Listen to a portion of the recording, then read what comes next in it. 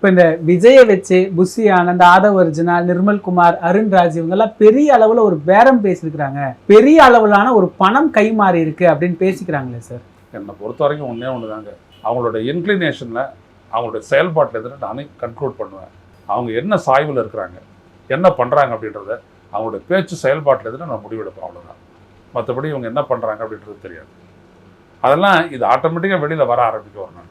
இப்போ கூட விஜய்க்கு யார் செலவு பண்ணுறாங்க யாருக்காவது தெரியுமா? இல்லை விஜய் சொல்லியிருக்காரா எனக்கு அந்த மாநாட்டுக்கு இவ்வளோ செலவாச்சு, இந்த மாநாட்டுக்கு இவ்வளோ செலவாச்சு அப்படின்னு ஏதாவது சொல்லியிருக்காரா? யாருக்காவது தெரியுமா? யாருக்கும் தெரியாது. அவங்க ரகசியமாக தான் வச்சுருக்கிறாங்க எல்லாத்தையுமே.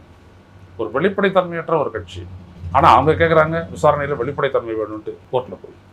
இப்போ இந்த அடுத்த கட்டம் இது தாண்டி ஒருவேளை அந்த கூட்டணி நீங்க சொல்ற மாதிரி இந்த கிறிஸ்மஸ் பார்ட்டி அந்த மாதிரி தான் அரசியல் களம் போய் எப்படி இருக்கும் சார் தமிழ்நாட்டு அரசியல் களம்? இந்த கரூர் சம்பவம் அவங்க ஒரு பக்கம் ப்ரோ பிஜேபி பார்ட்டிஸ், இன்னொரு பக்கம் டிஎம்கே அலையன்ஸ்.